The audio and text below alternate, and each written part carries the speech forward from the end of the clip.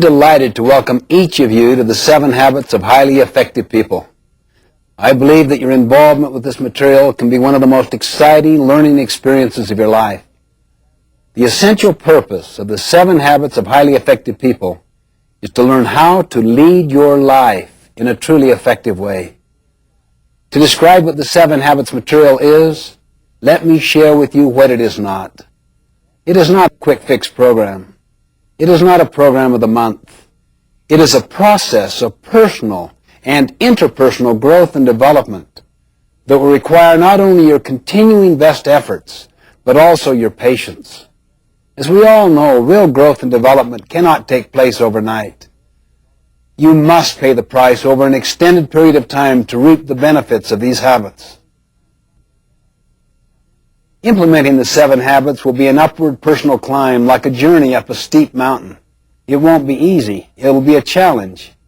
As you ascend the mountain, so to speak, with this 7 habits material, you'll become acutely aware of the loose gravel, the loose rocks in your life. You may slip occasionally, maybe even fall back a time or two. You will feel the gravity pull of old habits working against you. But I'll assure you, as you continue in your climb and endure in your efforts, you will begin to feel a level of exhilaration and of attaining entirely new heights in your life, higher and higher levels of effectiveness. By applying this effort, you can expect to increase your capacity to achieve your personal and professional goals and to develop better working relationships with your associates and all of your loved ones. In short, you can expect to become more effective. Let me suggest that the best way to get the most out of the 7 habits is to be very open-minded, to be open to self-discovery. Participate, really get involved. Look for ways to apply and to implement these habits in your life. You see, our habits form our character. You may have heard the quote, sow a thought, reap an action. Sow an action, reap a habit.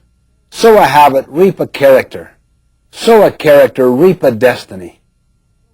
For our purposes, we will define a habit as the intersection of knowledge, skill, and desire. You see, knowledge is the theoretical component. That is the what to do and the why to do it. Skill is the practical side of how to do it. And desire is the motivation side, the want to do it. In order to make something a habit in our lives, we literally must have all 3 components. Habits are powerful factors in our lives. They constantly express our character. They determine the level of our effectiveness or our ineffectiveness. In the words of an English poet, we first make our habits, then our habits make us. The 7 habits are simply common sense organized. But remember, what is common sense is not always common practice. So I encourage you to make the investment, put forth the time and effort. Focus on the kinds of changes you can make consistently and over time to develop these habits.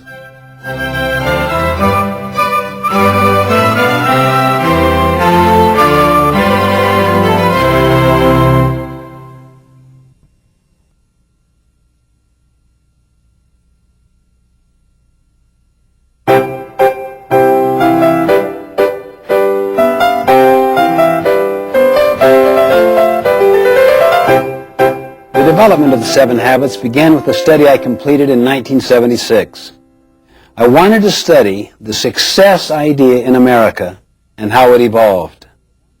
So I got into the popular success literature going back for 200 years. This included many, many books, magazine articles, annotated bibliographies, summaries, reviews. I literally tapped into thousands and thousands of sources, either directly or indirectly. As I worked, I started to sense a pattern. As soon as I sensed this pattern, I looked for evidence of it, and the evidence was everywhere. The basic finding was this. For the first 150 years, almost the entire focus of the literature was on character, on principles, on what we might call the character ethic. Attributes such as integrity, fidelity, courage, compassion, contribution, responsibility, justice. These findings became the basis for writing the 7 Habits of Highly Effective People.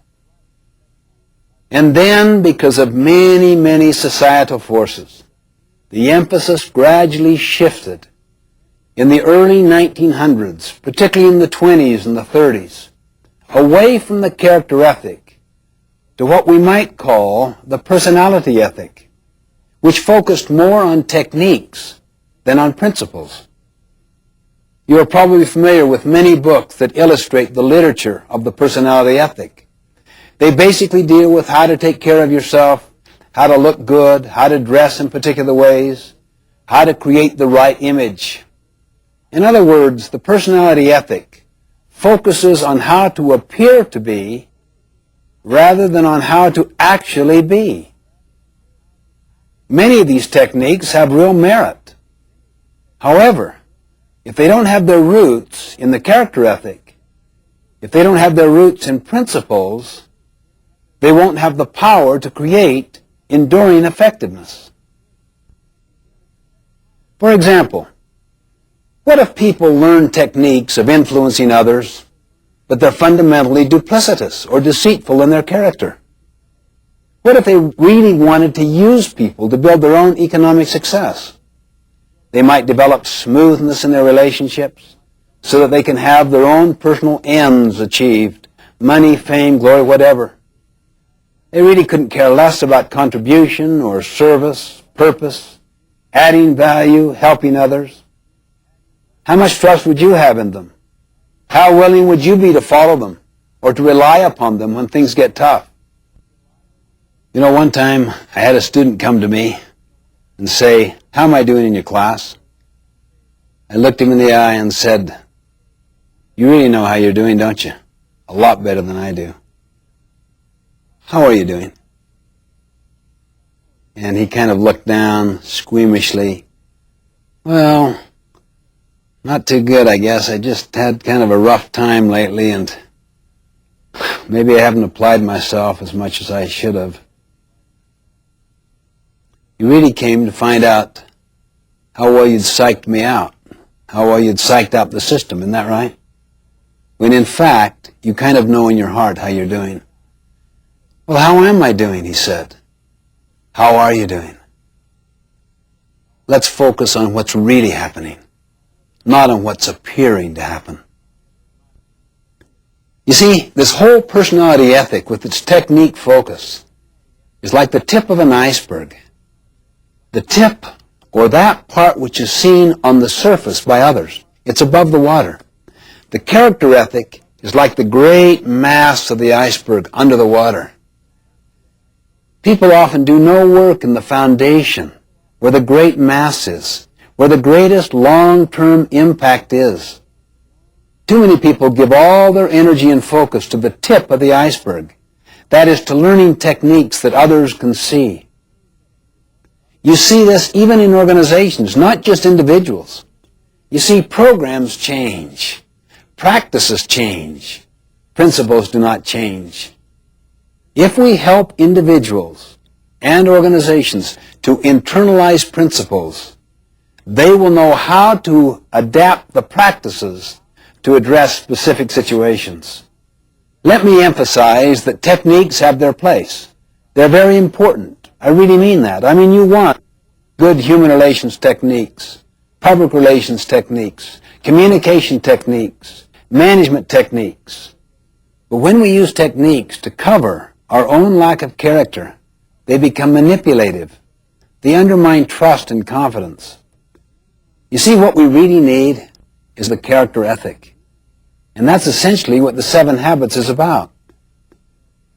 This material is based on an inside-out approach, meaning we give our first energies to our own character development before we focus on techniques or how to be more effective with others. Gandhi beautifully demonstrated this principle once. A mother came to him and said, "Would you help my child reduce the amount of sugar he is eating?" Gandhi paused, thought, and answered, "Well, talk to me in a week." A week later, the mother asked him again, and he talked to the boy, and the boy agreed. And the mother said, "Why didn't you talk with him last week?" Gandhi smiled and said, "You don't understand. Last week, I too was eating sugar." Unless we work on our character, we will not develop trustworthiness. And trustworthiness is built by the combination of both character and competency. We could have all of the ability in the world, but if we don't have the basic character to be reliable, to take responsibility, others will soon learn to distrust us. They're fearing that we're just trying to meet our own ends, perhaps at their expense. In my opinion, unless we return to the character ethic, we won't have the basic foundation of trustworthiness. That's what leads to trust, which is needed to build effective interpersonal relationships. In the final analysis, what we are communicates far more eloquently than anything we say or do.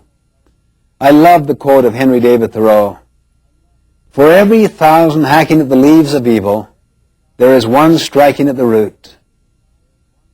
In other words, let's work primarily on the roots to begin with and build a foundation of trustworthiness. This is one of the key areas of focus in the 7 habits, to build character and competence and to restore trustworthiness and trust in our lives, in the lives of our families, our organizations. Trust and trustworthiness really are the basis of personal and interpersonal leadership. It's the foundation of all true effectiveness.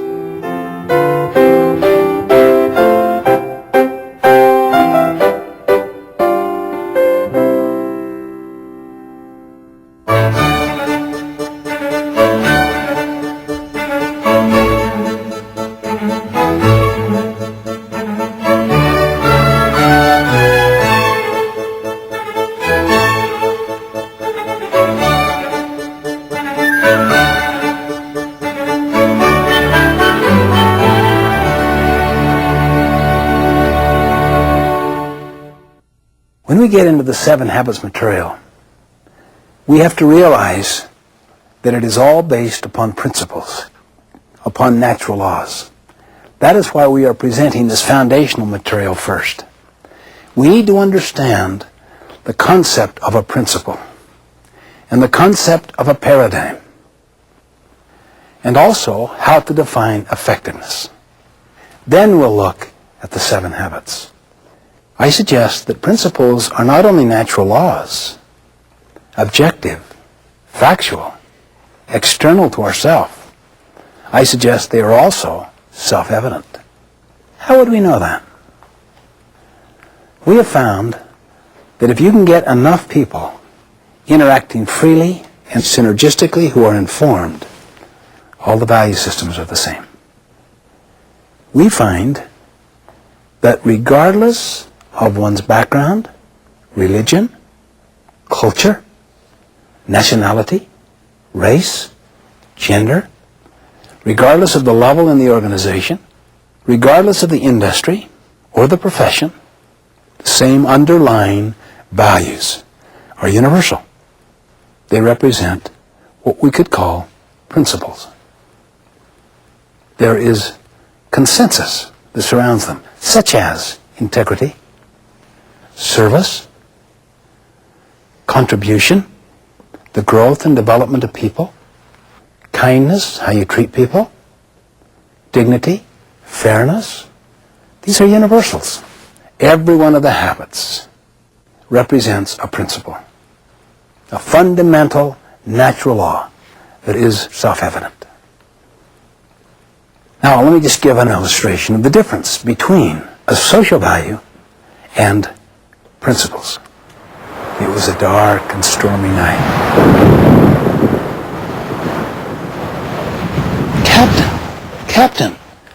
Captain, wake up! What is it? Sorry to awaken you, sir, but we have a serious problem. And we've tried to solve it and can't. What's the problem? There's a ship in our sea lane about 20 miles away that refuses to move. Well, what do you mean they refuse? Just tell them to move. We have, sir. That's the problem. They won't respond. I'll tell them. The signal goes out. Move starboard 20 degrees. The signal comes back. Move starboard 20 degrees yourself. What arrogance. Who is this guy? He doesn't know who I am. Let him know a captain is giving the command. The signal goes out. This is Captain Horatio Hornblower, the 16th. Move starboard 20 degrees at once. The signal comes back. This is Seaman Carl Jones, the 3rd. Move starboard 20 degrees at once yourself. This is a command. A seaman commanding me, a captain. I can't believe this. What is going on? Let them know who I am. We're a battleship. We could just blow them out. The signal goes out. This is the mighty Missouri, flagship of the 7th Fleet. Signal returns. This is the lighthouse. You see, lighthouses are like principles. We don't break them. We break ourselves against them. This is why humility is the mother of all other virtues. Openness, teachability, humility, awareness of external realities. If you can cultivate that and apply it with other people, you'll change the whole nature of the culture. It'll become a principle-centered culture, not one driven by social values.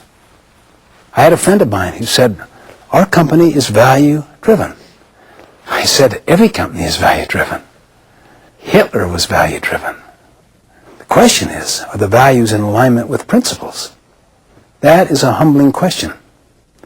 Are my values and my habits in alignment with principles, with natural laws? Now, when principles and values are aligned, then you could use the words interchangeably. You could call it values or principles. It would make no difference. So you don't want to get hung up semantically on the difference. But if they are not aligned, then it's better to see what the principle is and what the established value is, and then work here to align it.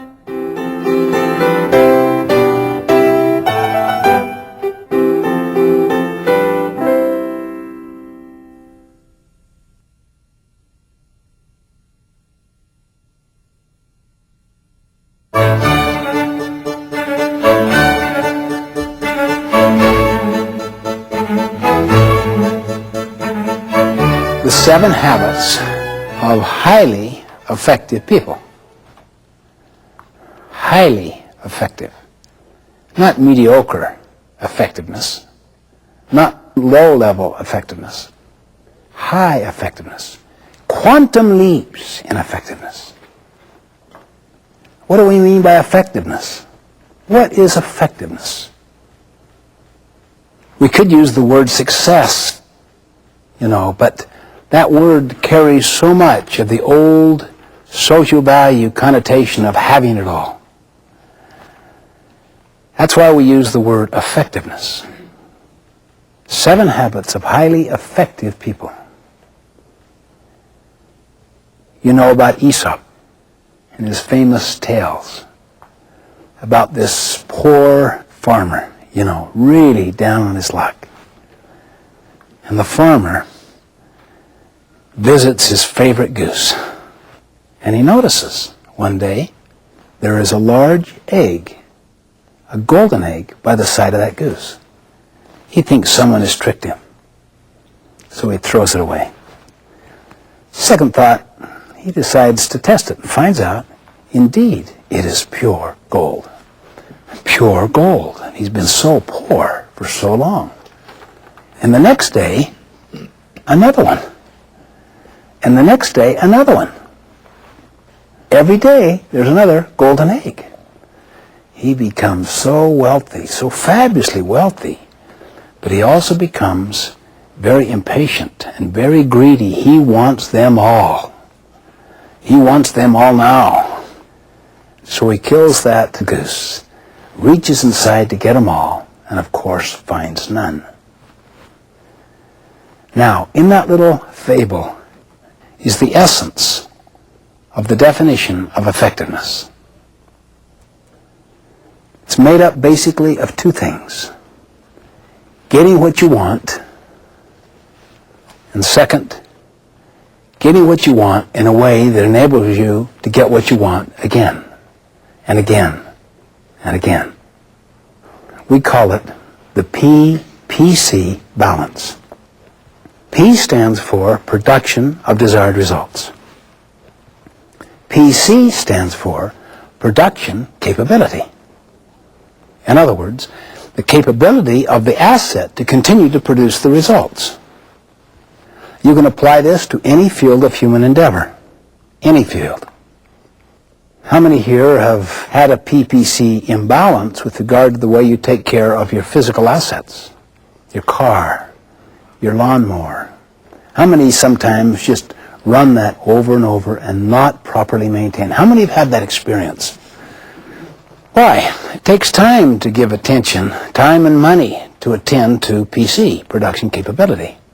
And people who are in a rush and who want what they want now, they'll go ahead and just run that machine or that car with no thought to its maintenance. Really, no PC attention at all. Eventually, no more golden eggs. The goose dies. Let me ask you what you would do if you were in a situation inside a company. You're in charge of this machine. The machine is producing well, and you want to really impress those people upstairs with the way you can produce. And there's very quick upward mobility. So you're really only interested in short-term production results. What would you do with that machine? Put it into high gear. High gear. Run it all the time. Run it all the time. No PC, no maintenance. Why? That's downtime. That's costs. Just keep that baby running constantly. More and more and more golden eggs. Now you're promoted because there is such quick upward mobility. The growth is just enormous in that organization. Then the next new manager of the machine comes on the scene. By this time, the machine is broken down because of no PC. So he's got to do PC work, maintenance work, repair work. So his costs go like this, and his production goes like this. My cost went like this, and my production went like that. I wrote black ink, he wrote red ink. So what do we say about my successor? Yeah, what a loser. Really. I mean, while you were there, profitable. As soon as you left, unprofitable. What about our bodies? How many here have the regular practice of a good exercise program? How many know you should? Well, ultimately, what will happen? Immune system could be weakened, make you vulnerable to all kinds of other diseases. What about the mind? What about the development of the mind? Constant learning. You can become so obsolete so fast if you don't pay the price on a daily basis to stay abreast of your own field and at least some working conceptual knowledge of how that relates to the other fields out there. Can you see why effectiveness with oneself, with body, mind, and spirit is a PC balance? With any physical assets, with even financial assets? How many have gone for the golden eggs from time to time in your life where you started to spend the principal instead of the interest? How many have ever done that? That is, you want to live a little higher on the hog, so you dip into the principal, the fund, see, the investment, rather than living on the interest, so that you can have more of what you want now. The whole idea of denying yourself, of subordinating it, of the discipline it takes to save before you spend, instead of to spend and then be forced to save. And that can then be a seedbed to other human interaction problems or to in-law problems or any other tender, sensitive areas. That's when you start to realize the goose has died or is dying. It's sick. The same thing in a marriage relationship. You may have a situation like I saw a while back with the Young Presidents Organization and their families. Very successful person. Went from nothing to worth hundreds of millions of dollars and had a totally bankrupt family. And the question was asked, was this person truly successful? To use our language, effective? Well, in the business sense, maybe you'd say yes. But in the total sense, in terms of what really matters on one's deathbed, you'd probably say no. PC production capability was utterly neglected in the marriage or in the family. Can you see why effectiveness at home is a PC balance?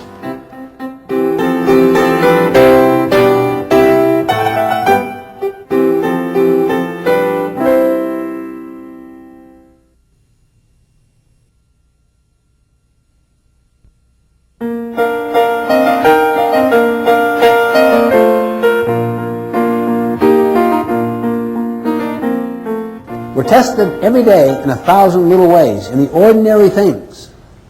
And if we are proactive in those things, it gradually develops extraordinary capability in handling major setbacks or disappointments.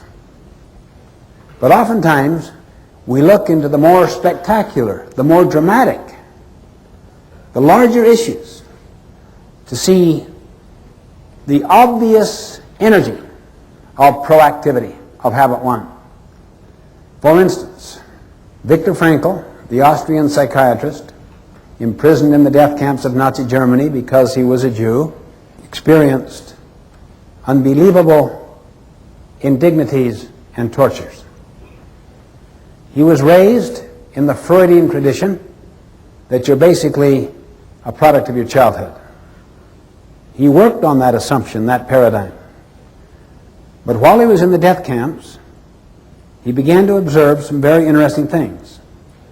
Some people were animals, others were saints, with the same circumstances. He himself experienced terrible things. Some of his own loved ones were cremated.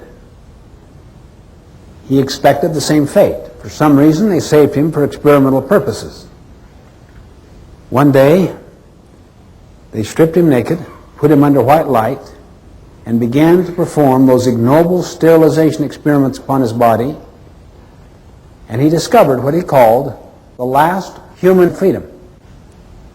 The power to choose my response to any condition, to anything that happens to me. He called the last human freedom. And he cultivated a sense of meaning, so that he saw himself in his imagination lecturing to his students in Austria following his release from the death camp about the very experiences he was having at the time, about the insights, the learnings he was acquiring. And he came to postulate that the highest value at all is the power to choose your attitude in situations over which you have no control. That was the last human freedom. If you want to see evidence of that, how many of you have ever had a loved one, a dear friend, family member, go through a terminal illness with a magnificent attitude? How many have experienced that? Now look at the hands, look at the number. How many of you were enormously inspired by such modeling? Same hands. I just saw that with my sister, Marilyn, who just recently passed away. The night before she died, she told me, my only desire is to teach my children and my grandchildren how to die with dignity and with a desire to contribute and to live life nobly and based on principles. And the cancer inside her lungs was like a tree growing up. But her whole focus during the months, even years that preceded this, was constant teaching. Those children and grandchildren and friends and loved ones will be inspired and ennobled by such modeling, such mentoring the rest of their lives.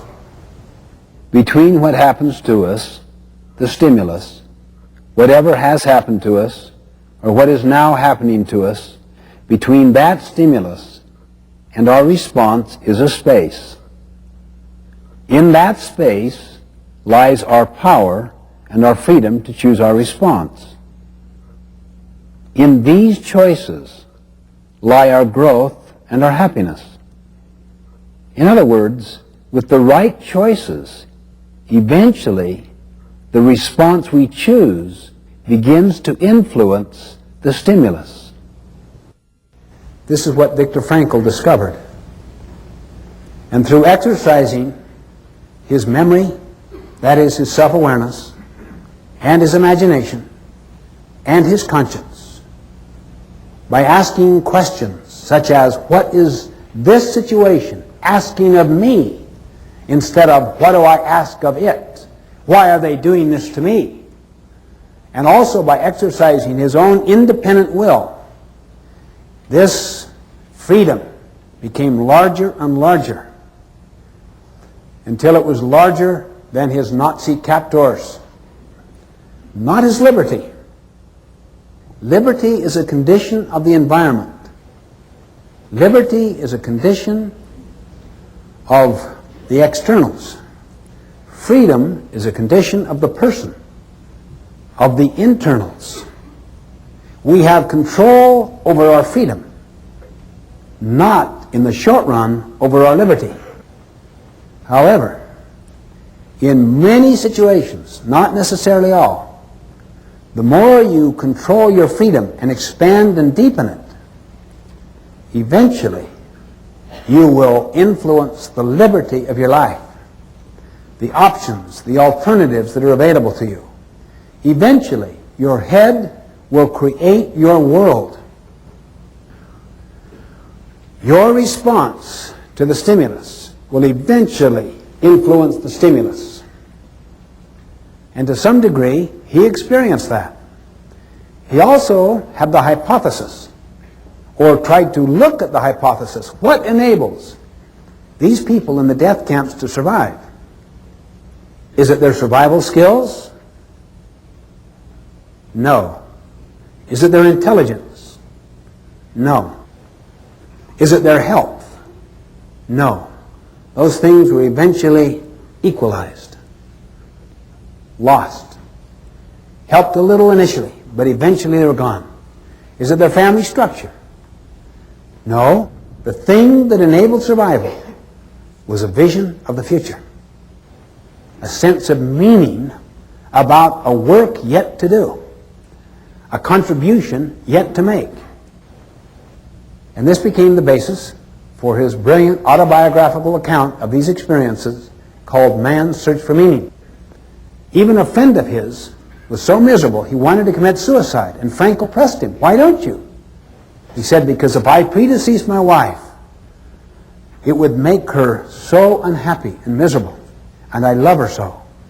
That alone gave him meaning to survive. And he would constantly ask the question, what is life asking of you in this situation? Don't let the things you can do nothing about interfere with the things you can do a great deal about.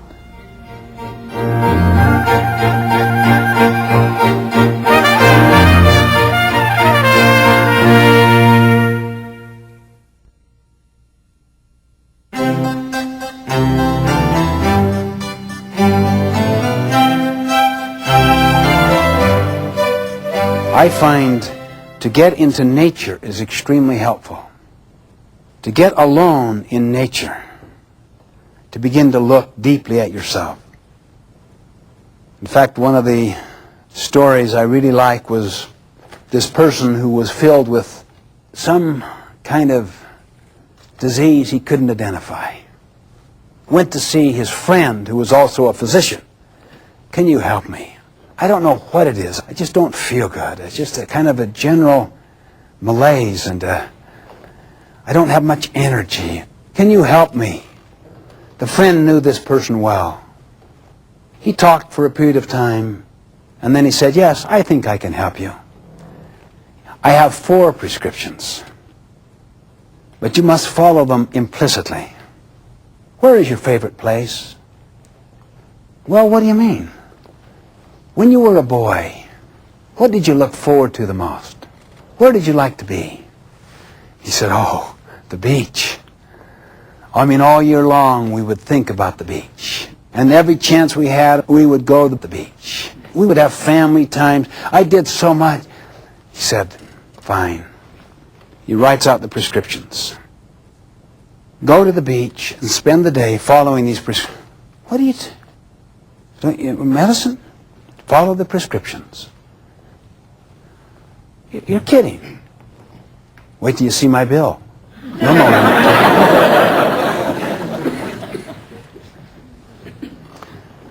But you can't take anything. No radio, no reading material, no books, no magazines. Just get deep into nature. First prescription, you take at 9, the next one at 12, the next one at 3, and the next one at 6. He arrives at the beach, walks down from his car, pulls out the prescription. Listen carefully. 2 words. Listen carefully. What could this possibly mean? See, he's in his private life, isn't he? I mean, I've listened to everything I can hear right now. I'm finished.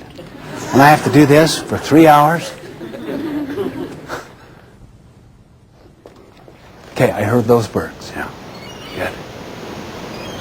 I hear the surf coming in. I can even hear sand crabs if I listen very carefully. I can hear the wind blowing. I can hear the rustle. Isn't that interesting? The more I listen, the more I can hear. He's starting to silence himself, to get quiet, to slow down this frantic pace of his public life and his disenchanted private life. He almost, after a period of time, becomes euphoric. He's so peaceful.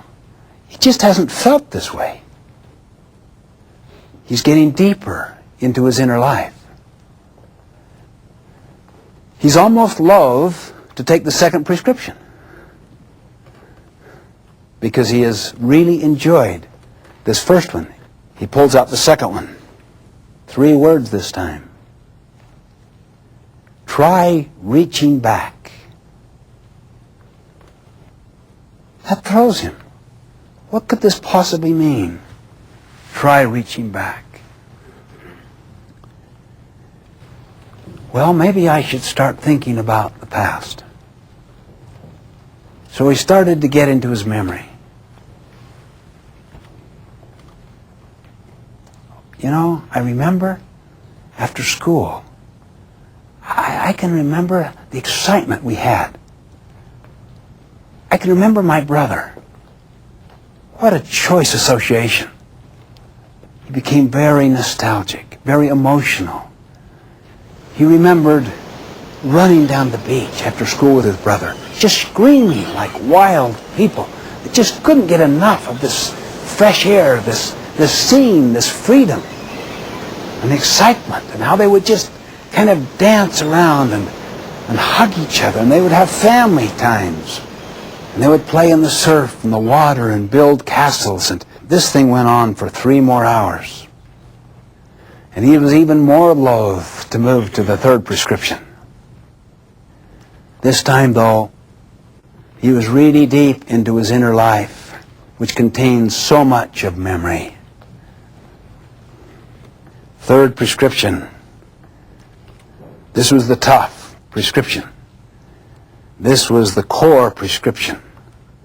The other two were in preparation for this one.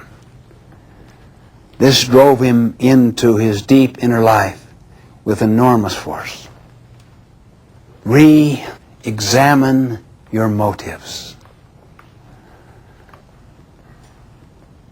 For 3 hours, re-examine his motives.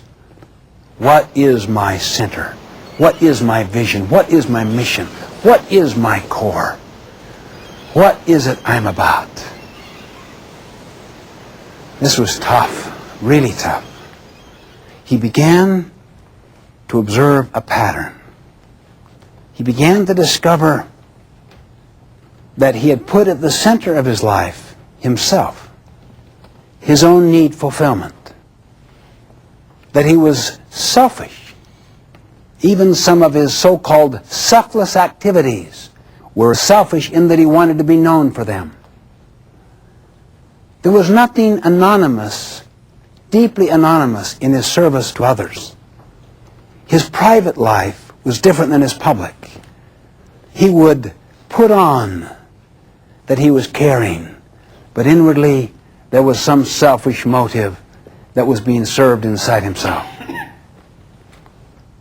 And he started to come to an awareness, his malaise, his boredom, his disease was of the spirit, the selfishness of his life, that his whole motive structure was improperly centered, not on true contribution.